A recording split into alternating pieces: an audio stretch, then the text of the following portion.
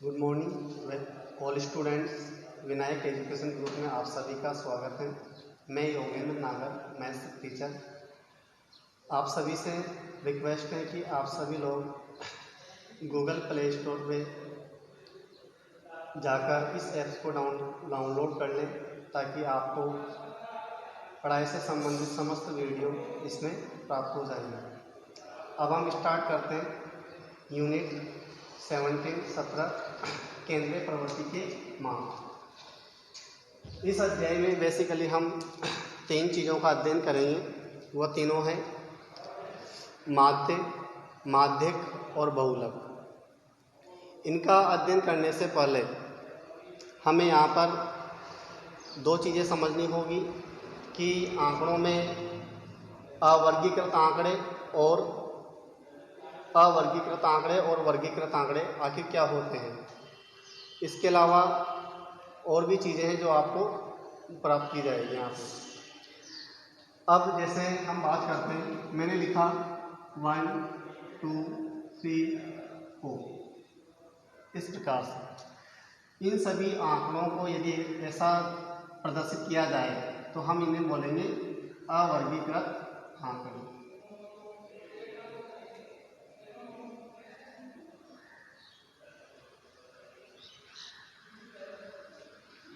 अगर यही आंकड़े इस प्रकार आए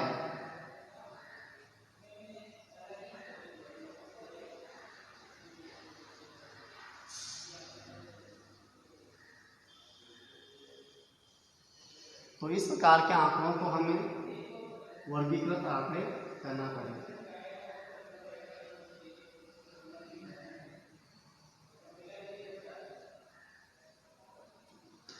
मतलब अगर आंकड़े डायरेक्टली 1 2 3 4 7 8 10 वगैरह इस प्रकार से आए तो हम इन्हें अवर्गीकृत आंकड़े कहेंगे।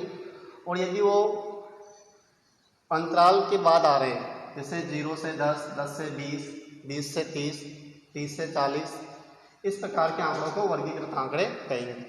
ये जरूरी नहीं कि ये अंतराल समान रहे। जैसे यहाँ पर अंतराल चल रहा है 10 का 10 का 10 का, तो ये बाद में चेंज भी हो सकता है, जैसे 40 से 43। ठीक है, तो इन आंकड़ों को हम कहेंगे वर्गीकृत आंकड़े। इसके बाद इन आंकड़ों के बीच में जो 0 से 10, 10 से 20 इस प्रकार।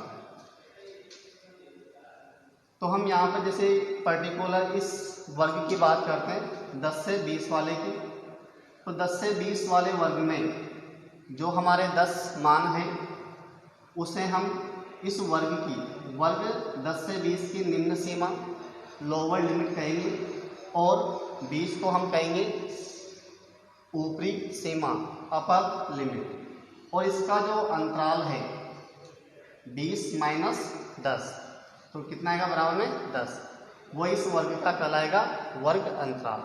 ठीक है, तो हमने यहाँ पर दो चीज़ें डिस्कस कर लिए कि अवर्गीकृत आंकड़े क्या होते हैं और वर्गीकृत आंकड़े क्या होते हैं।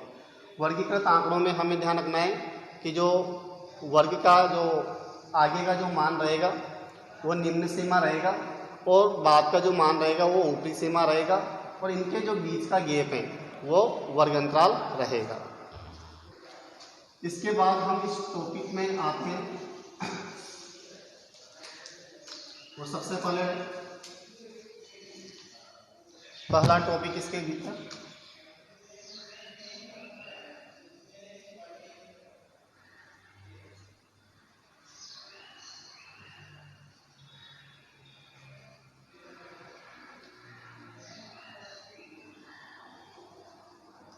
समांतर माध्य, इसका एक और नाम है, या फिर हम इसको औसत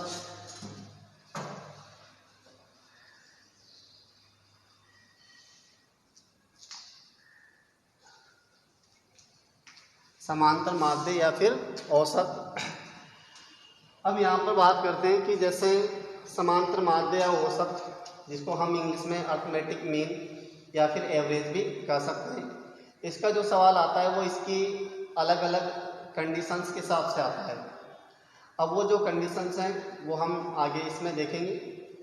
क्योंकि जरूरी नहीं कि वो कंडीशन पहली हो, दूसरी हो, तीसरी हो, तो हमें सारी कंडीशंस को एक साथ देखना पड़ेगा, उसके बाद हम क्वेश्चंस पे चर्चा करेंगे। ठीक है, इसकी जो पहली कंडीशन है वह है जब आंकड़े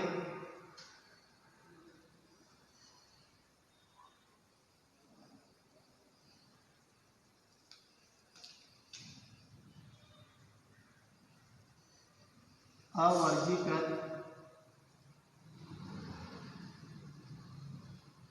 हों तथा उनकी बारंबारताएं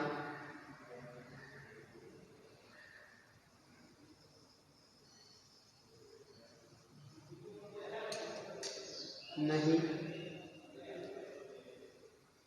दी गई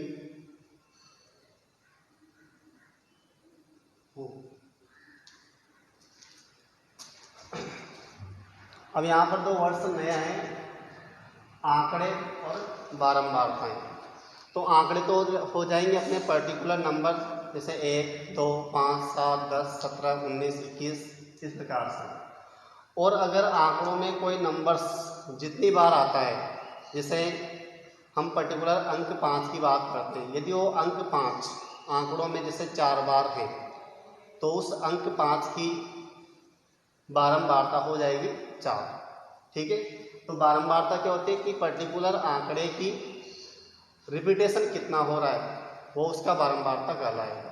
ठीक है, तो यहाँ पर पहली कंडीशन में क्या है, जब आंकड़े अवर्गीकृत हों लेकिन उनकी बारंबारताएं नहीं दी गई हों, तब हमें समांतर माध्य की गणना करने के लिए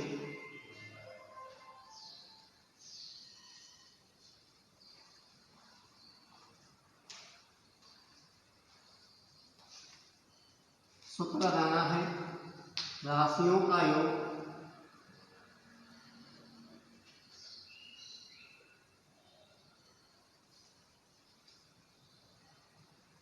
बटा राशियों की संख्या।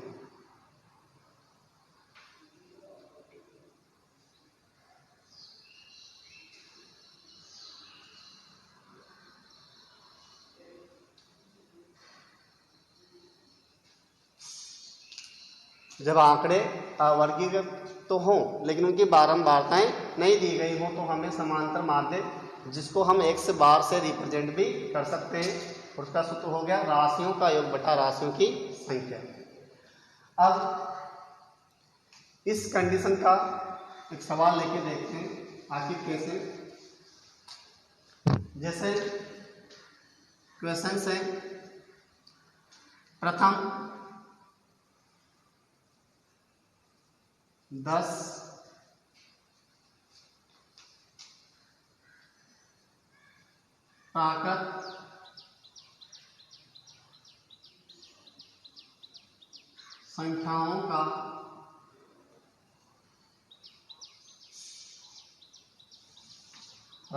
प्राकृत संख्याओं का माध्य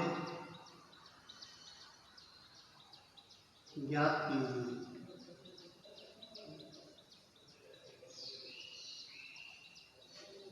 ठीक है, अपना क्वेश्चन हो गया प्रथम 10 प्राकृत संख्याओं का माध्य ज्ञात कीजिए। तो देखो अब इसका सॉल्यूशन। तो हमें 10 प्राकृत संख्याएं निकालनी, वो भी कौन सी, प्रथम, स्टार्टिंग से लेकर। तो हम यहाँ लिखेंगे प्रथम 10 प्राकृत संख्याएं निम्न है।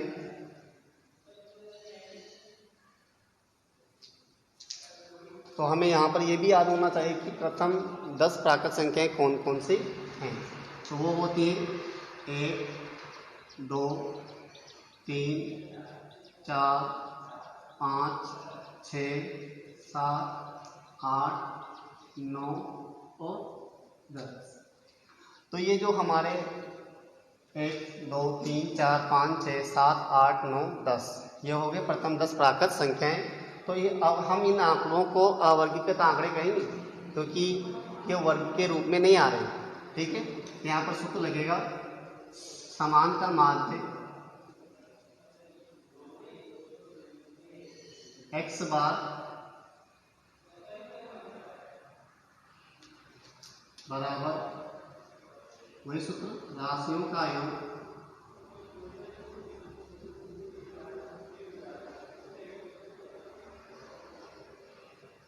बटा राशियों की संख्या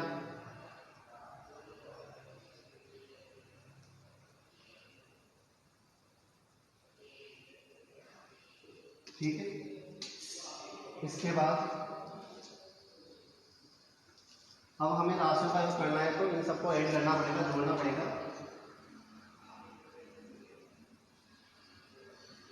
1 + 2 + 3 + 4 + 5 + 6 + 7 + 8 + 9 + 10 बटे टोटल नंबर्स कितने हो गए आंकड़ों के 10। अब इनको ऐड कर लेते हैं। ठीक है,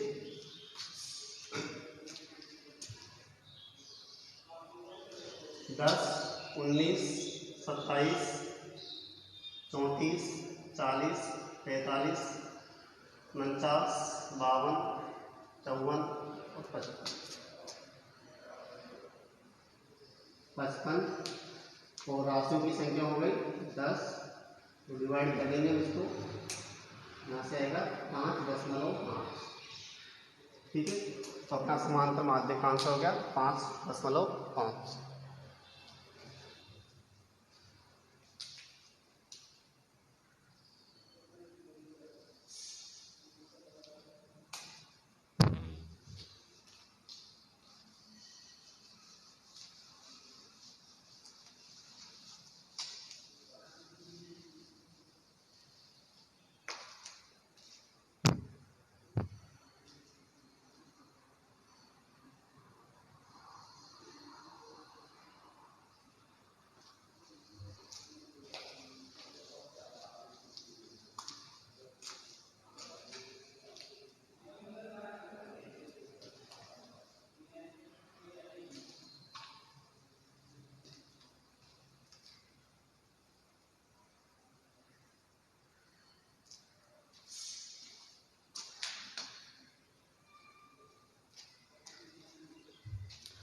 समांतर माध्य की नंबर 2 कंडीशन है, जब आंकड़े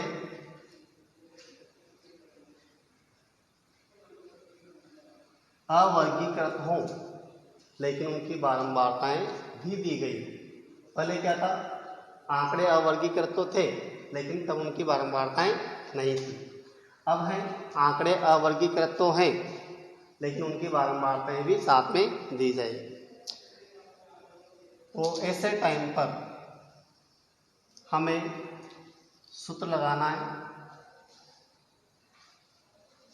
समांतर माध्य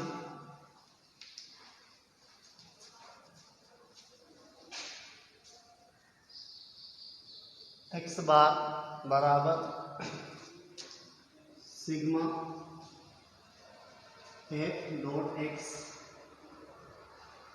बटा सिग्मा f। ठीक है, आंकड़े अवर्गीकृत रहेंगे और उनकी बारंबारताएं भी साथ में दी जाएगी। तो समांतर माध्य का सूत्र हो गया x बार माध्य बराबर सिग्मा fx बटा सिग्मा f। ठीक है, अब इसके ऊपर हम सवाल देखते हैं।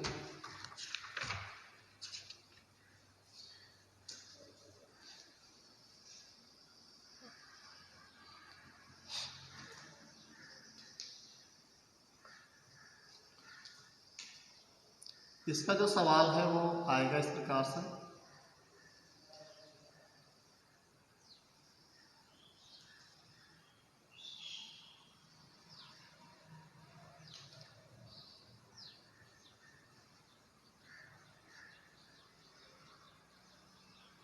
यहाँ पर x और यहाँ पर f।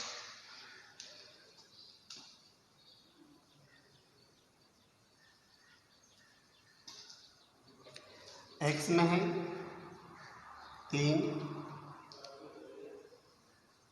5, 8, 11 और बारंबारता एफ फ्रीक्वेंसी में है 2, 4, 5 और 3। ठीक है, और ये है अपने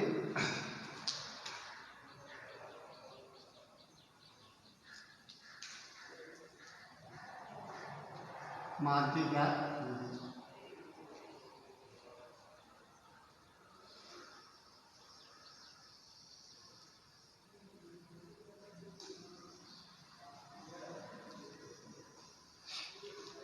तो अपने ये जो क्वेश्चन है टेबल के रूप में आया है, एक्स तो हो गया आंकड़े और एफ हो गए उनकी बारंबारताएं। तो सॉल्व करते हैं अब इसको। सबसे पहले हम इस टेबल को इस प्रकार से लिख लेंगे।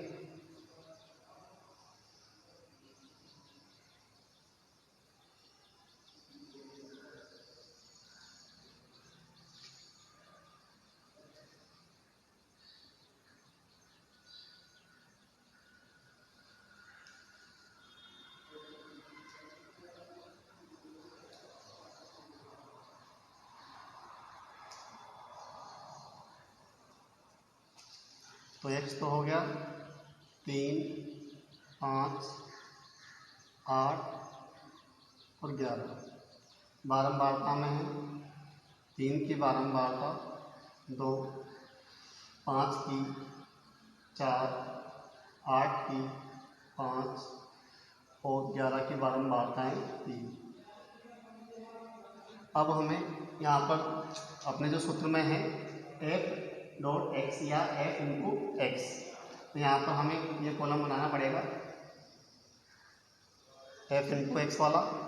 तो एफ और एक्स को हम मल्टीप्लाई करके लिखेंगे। 3 हुआ 6, 5 जो 20, 8 पंजे 40 और 11 किए 33। इसके बाद हम आगे चलते यहाँ आएगा सिग्मा एफ।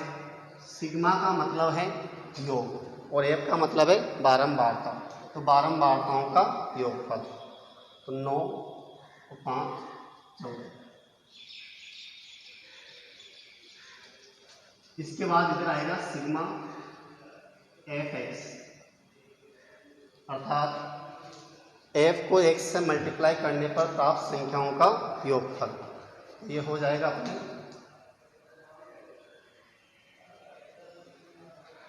99। इसके बाद हमें यही पर लिख देते हैं माध्य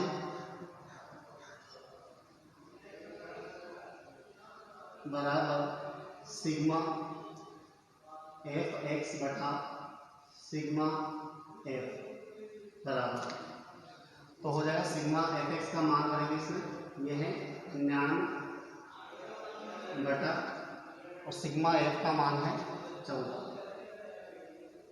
ठीक है, 99/14।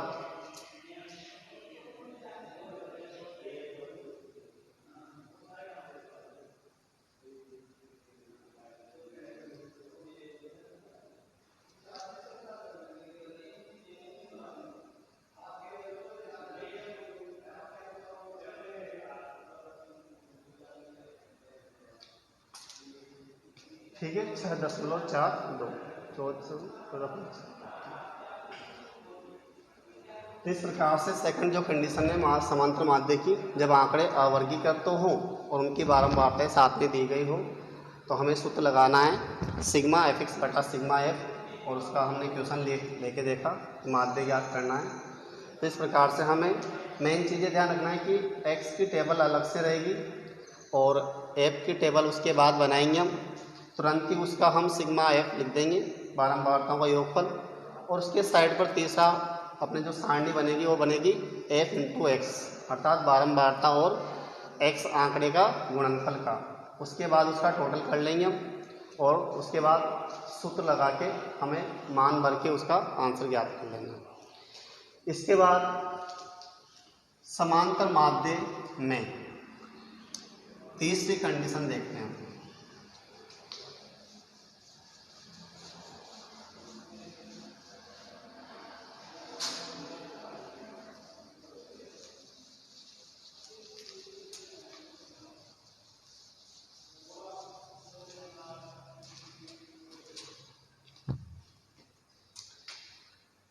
तीसरी कंडीशन समांतर माध्य की ये है, जब आंकड़े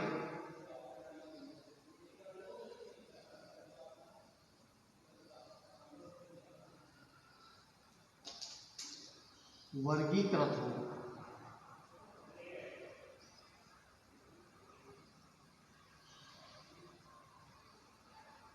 तथा उनकी बारंबारताएं भी दी गई हो।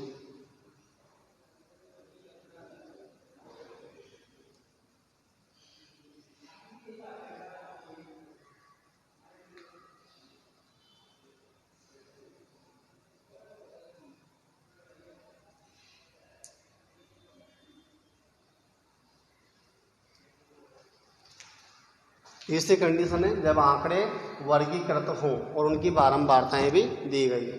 यहाँ पे ध्यान देने वाली बात यह है कि आंकड़े जब वर्गीकृत आएंगे तो बारंबारता हमेशा ही उनके साथ आएगी। ठीक है, तो इसके लिए इस कंडीशन पे हमें सूत्र लगाना है, माध्य x बार बराबर सिग्मा fx बटा सिग्मा f, अर्थात कंडीशन नंबर 2 और कंडीशन नंबर 3 सेम है। उसमें बारंबारताएं नहीं थी, उसमें आंकड़े अवर्गीकृत थे और बारंबारताएं साथ में थी, तो भी हमने ये सूत्र लगाया। और इसमें क्या है, वर्गीकृत आंकड़े आ गए बस केवल, और बारंबारता सेम है, तो हमें सूत्र क्या लगा, सेम टू सेम सूत्र है यहाँ पर। ठीक है, तो कंडीशन नंबर 3 नोट कर ली। इसके बाद हम इसका सवाल देखते हैं कंडीशन नंबर 3 का।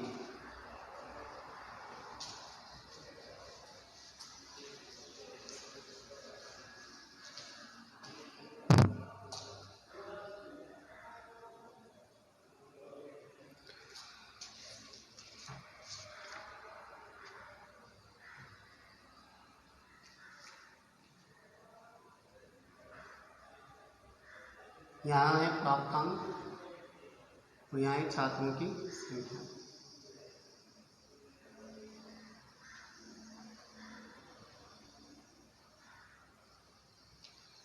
प्राप्तांक यहाँ पर x f, इसके बाद यहाँ है 0 से 10, 10 से 20, 20 से 30, 30 से 40, कुल 40 से। छात्रों की संख्या है 5, 8,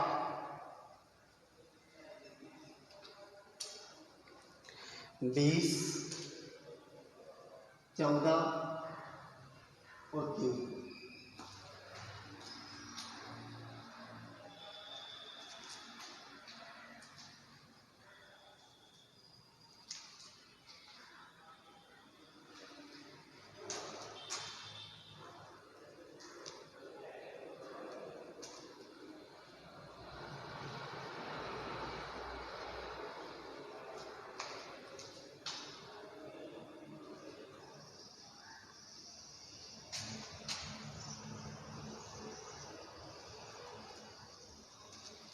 कंडीशन नंबर 3 का सवाल है,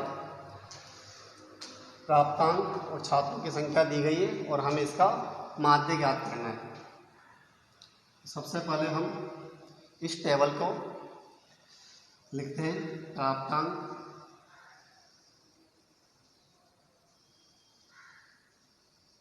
x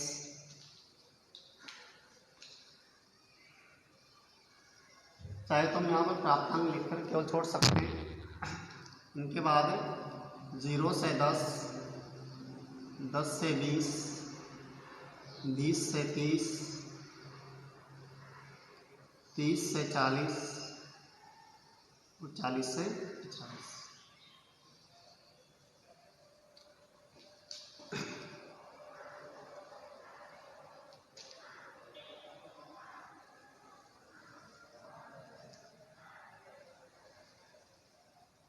यहाँ पर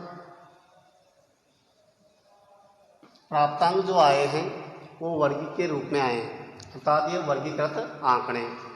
तो हमें समांतर माध्य निकालते वक्त हमेशा वर्गीकृत आंकड़ों के टाइम पर हमेशा हमें यहाँ पर मध्य बिंदु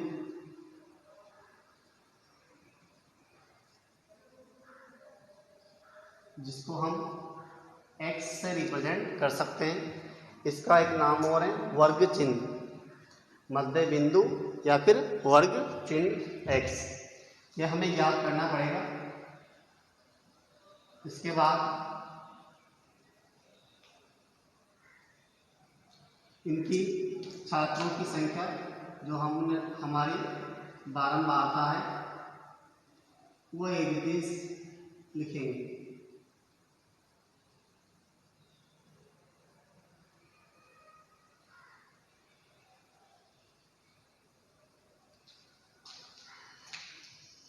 इस प्रकार से फॉर्मेट बन जाएगा अपना टेबल का।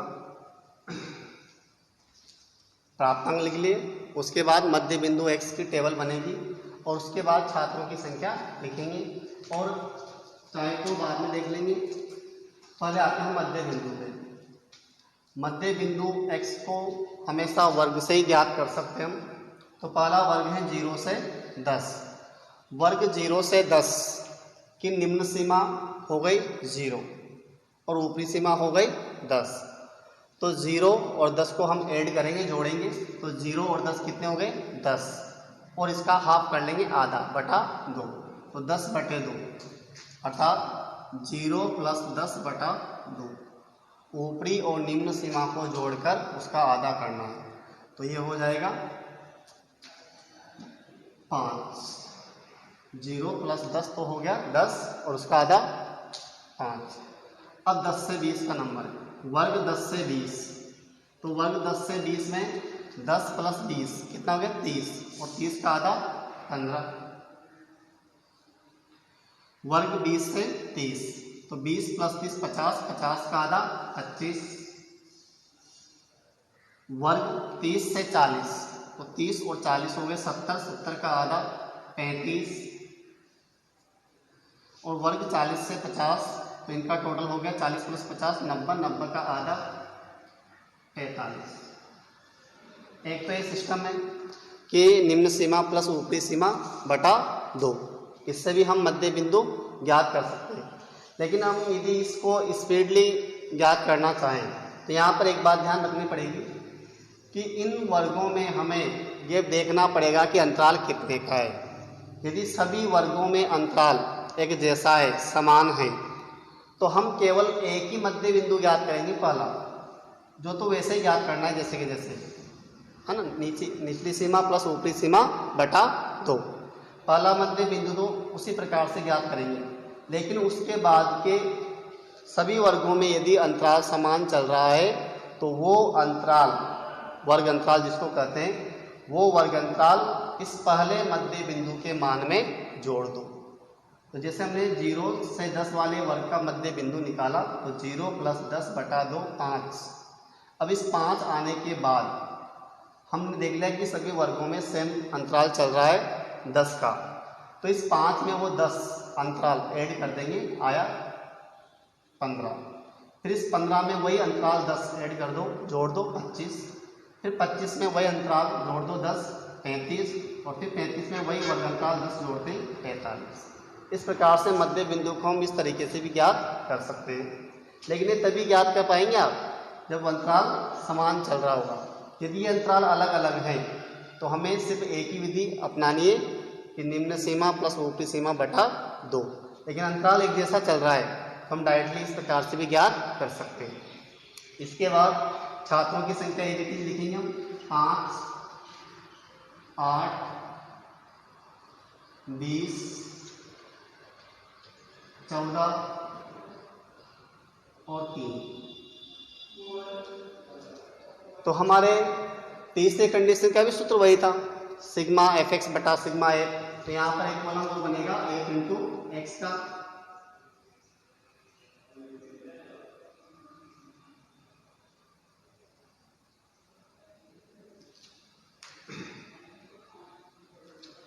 तो हमें एफ और एक्स का गुणा करना है।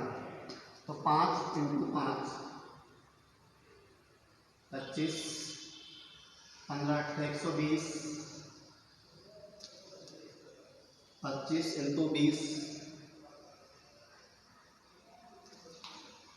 14 15।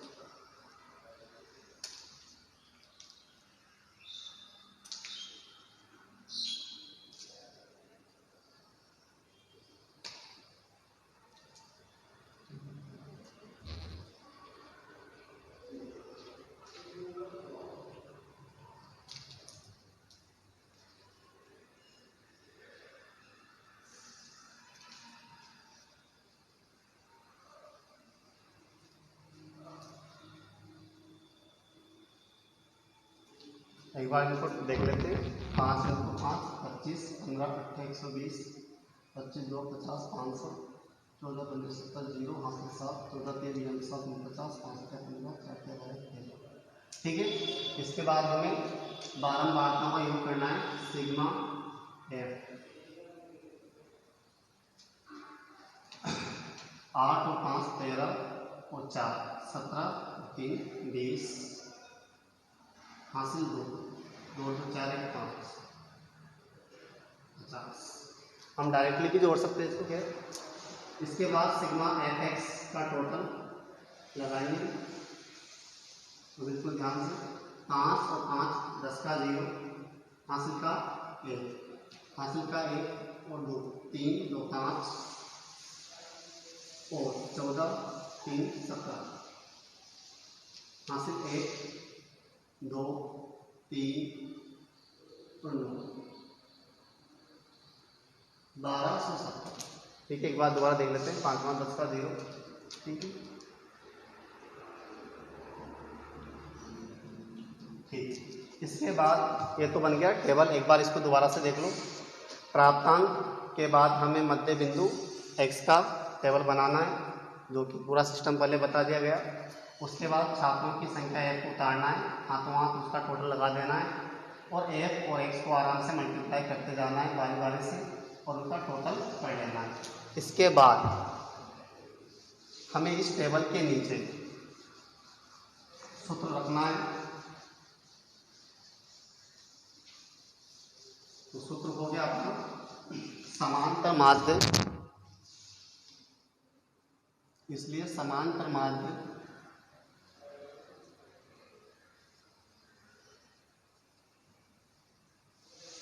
x बार बराबर सिग्मा f इंटू एक्स बटा सिग्मा एफ, वही सूत्र।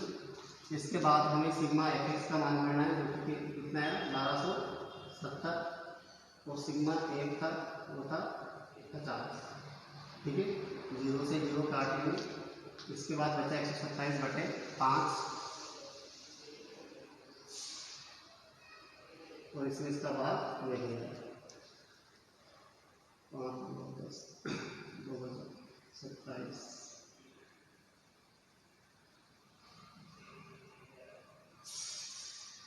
25.4। 127 को हम 5 से डिवाइड कर लेंगे तो आएगा 25.4। तो इस प्रकार हमने माध्य की तीसरी कंडीशन वर्गीकृत आंकड़ों के साथ बारंबारता का सवाल देखा। ठीक है। अब इसके बाद चौथी कंडीशन और बचती है माध्य की, वो देखते हैं।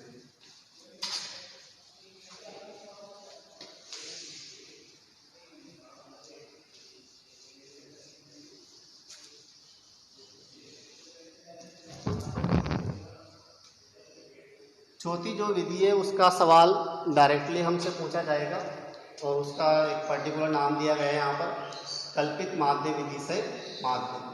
तो जब इसका पर्टिकुलर क्वेश्चन आएगा तो वो इस प्रकार से आएगा, उसके लिखा रहेगा कल्पित माध्य विधि से समांतर माध्य ज्ञात कीजिए। तो हमें चौथे कंडीशन में डायरेक्ट लिखना है। नंबर 4 समांतर माध्य की फोर्थ कंडीशन, कल्पित माध्य विधि से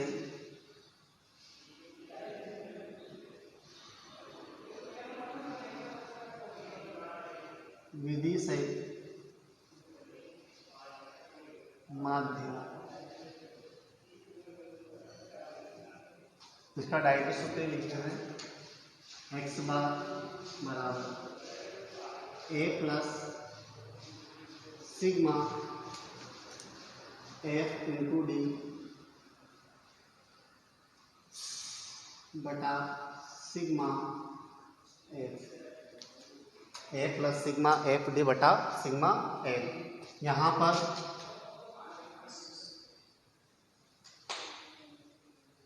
ये तो हो गया कल्पित माध्य,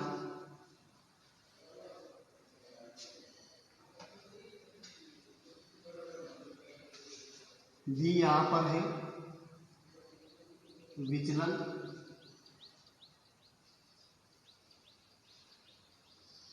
डी को निकालने के लिए हमें इसका सूत्र भी है x माइनस ए, x के मानों में से a को घटा देना है और f जो है वो है 12 लाख।